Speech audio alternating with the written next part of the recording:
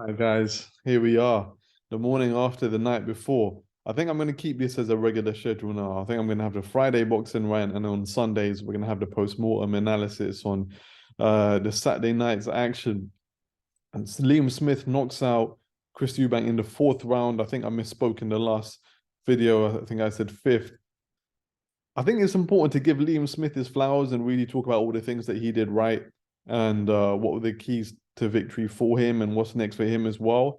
It's very tempting when a favorite and a big name loses to just look at it in terms of all the things that he did wrong rather than giving the winning fighter his flowers. So we're going to dedicate some time to that. But it's the way it is. We have to analyze all the things that went wrong on the Chris Eubank side as well and talk about what is potentially next for him.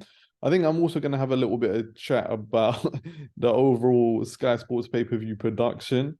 And because, yeah, man, standards are slipping. Standards are absolutely slipping. Matter of fact, let's start there. Yeah.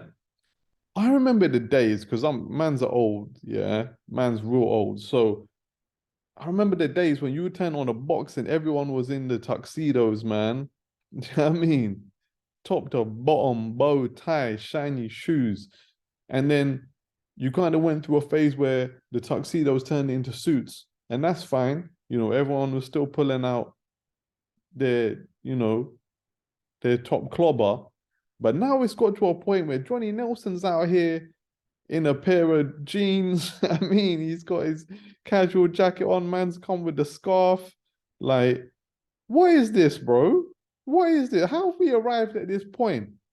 Like, standards have just slipped. Johnny looks like he's just been at the pub. Do you know what I mean? He just got a 3-2 at pool, and he thought, you know what? Fuck this, bro. I can't be bothered to get changed. It's cold. Don't get it twisted. I know it's cold in that Manchester arena. Man's been at a good few fights in that Manchester arena. It gets chapping in there. Yeah. But I don't care, bro. I don't care. Bring a formal overcoat on top of your tux, on top of your suit. Don't be charging me 1995, yeah, in a cost of living crisis to watch a fight and you can't even be bothered to get dressed, bro. I think I'll probably look smarter in my fucking pajamas, bro. I mean, it's not on, bro. Standards have slipped. I don't know what's going on with Carl Froch. I think Carl Froch got a call from Andrew Taylor, out in the muscle fit and all of that. Didn't look bad on him, to be fair, but he's not professional, man. Are you coming in the turtleneck, bro, trying to present the boxing to me?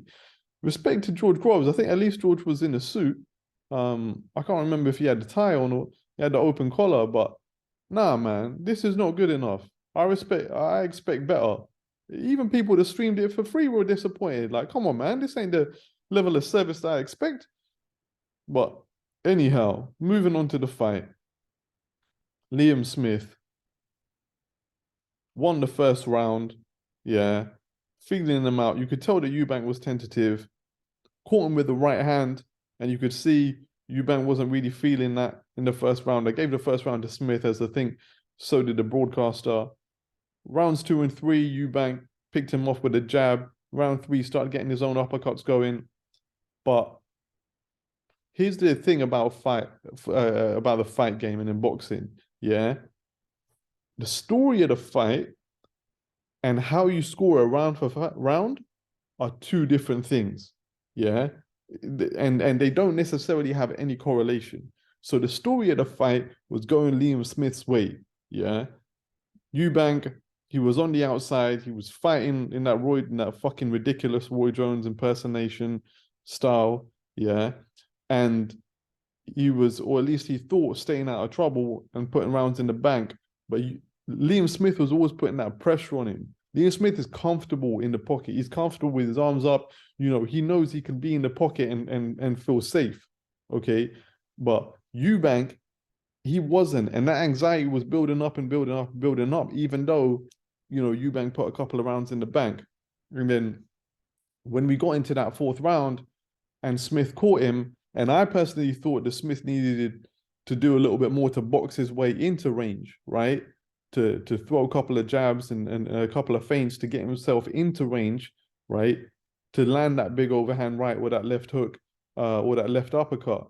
But As soon as he was able to do that, I didn't expect, right, for Eubank to just absolutely collapse. And I think a lot of that, not to take credit away from Liam Smith, yeah, because he caught him with a good flurry coming in, but to not be able to take those shots at all and be as dazed as Eubank was, a lot of that you have to put down to being weight drained at weight 160, right? People that aren't familiar, Eubank, he's been fighting at 160 his whole career, and then he really kicked on when he joined the tournament at 168 and had a run there, knocked out Anthony Yildirim, lost to George Groves, but didn't disgrace himself in the performance, right? And then he went on to fight James DeGale in the notorious vacant IBO title, right? Beat James DeGale, and then had a couple of fights and then came back down. But to be making that weight at 33 and living the way that Chris Eubank's living, it's just not sustainable. But again, all credit to Liam Smith. Yeah, comes from a fighting family, 4 brothers, 2 of them world champions, 2 of them are world title challengers. You know, deserves this big night.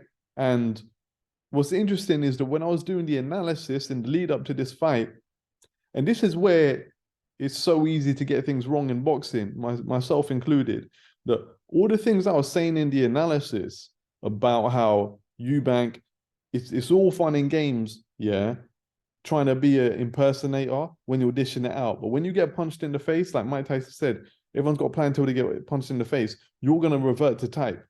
And if you go to the point where you've never even developed your own fighting persona, yeah, now you're just up shit creek. Now you don't know what to do. You don't know how to recover when you get hit by a shot because you're too busy. You know, in the word, I don't know if anyone watches battle rap, but in the words of Shorty Horror, it's hard to remember your bars when you can't remember who you are. Yeah.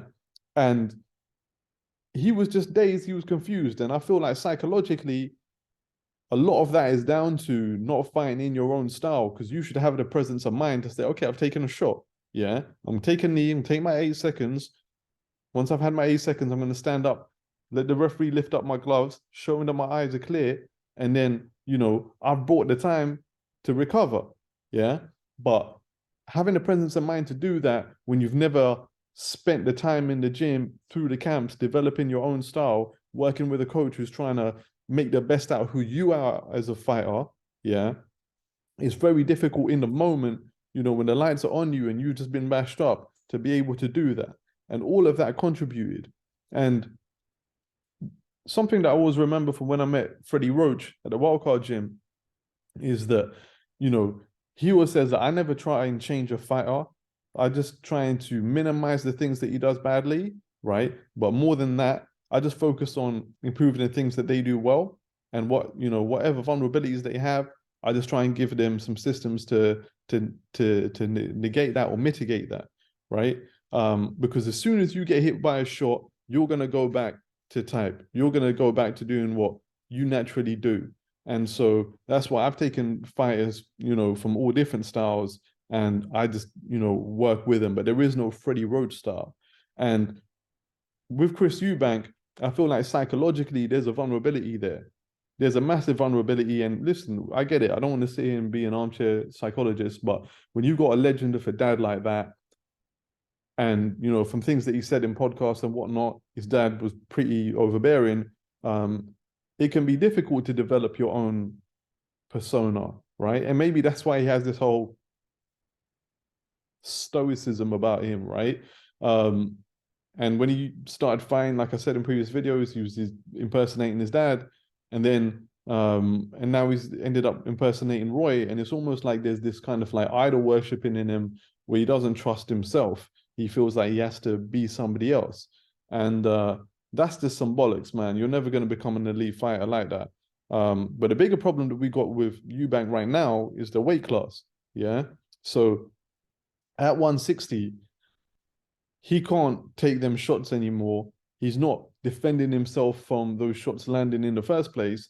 And so where does he go from here? Personally, I don't think that he should take the Liam Smith rematch. Keep in mind, Eubank is actually self-managed. So it's really on him. He has a promotional agreement with Callis Howland, but that's something different. And we've already heard Liam Smith say that he wants to have everything on his terms, and we have a precedent from the Bellew Hay fight, for example, where again, Southern fighter against a Scouse fighter, and the Southern fighter was the bigger name coming in, but then there was a rematch clause, and so everything was on Bellew's terms.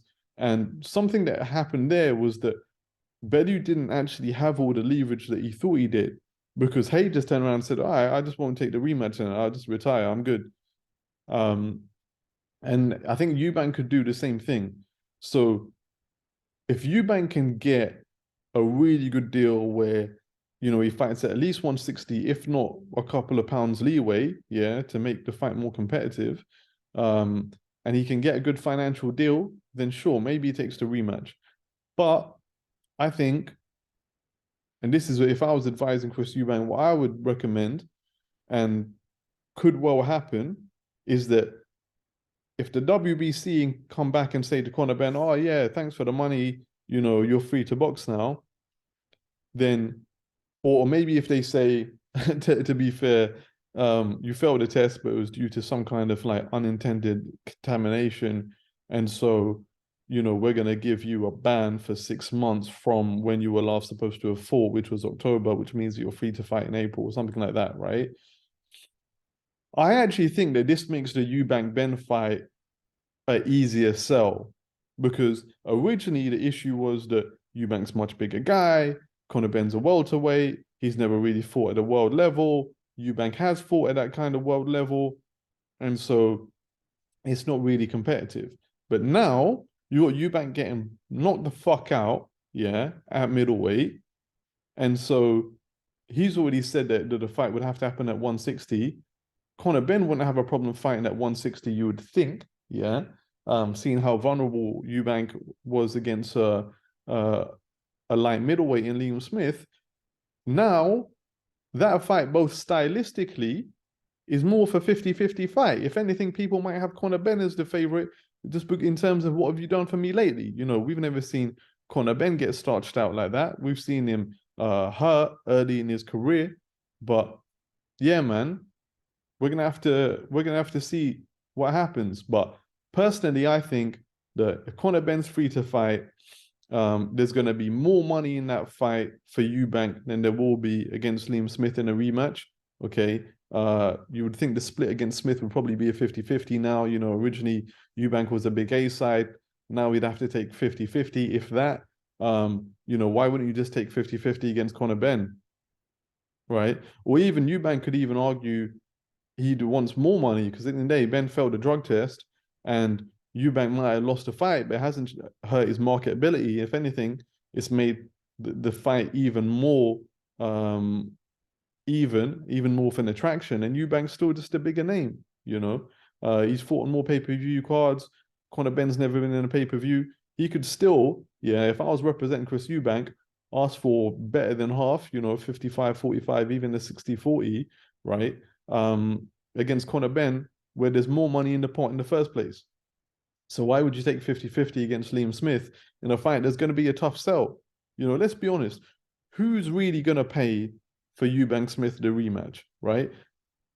It's not like the Hay Bellew situation where, Hay got injured. Eubank didn't get injured. He might have been tight at the weight, but he's going to be tight at the weight in the rematch. So what's going to be different? That's it. I just think financially, and Chris is very much about his money, that Ben fight is going to make a lot more sense. In terms of what's next for Liam Smith, I think that's a little bit more difficult, to be honest with you, especially when Liam Smith realizes he doesn't have the leverage that he thinks he has. He's talking about bringing Eubank down in weight. None of those things are going to happen. Eubank would just say, all right, I don't want the rematch then, because Smith is committed. If Eubank invokes the rematch clause, Smith can't fight anyone else, but Eubank doesn't have to take the rematch. So he could just let his rematch clause go. And so Smith won't have the leverage that he thinks he has. He's not going to be able to bring him down any further in weight. And if he does, it's just going to detract from the promotion. Yeah. He's not going to be able to bully him in terms of the split because Eubank just won't take the fight. And so, is there a Kell Brook fight? Maybe. But honestly, as with everything in boxing, does the money make sense? Yeah. And Kell Brook against Liam Smith, there isn't really a story behind that. Neither of them are kind of like larger than life characters in the way that Chris Eubank is. And I don't think that the money is there for either fighter. You know, neither of them are going to want to take less than 50%. Kell Brook will feel like he's a bigger name.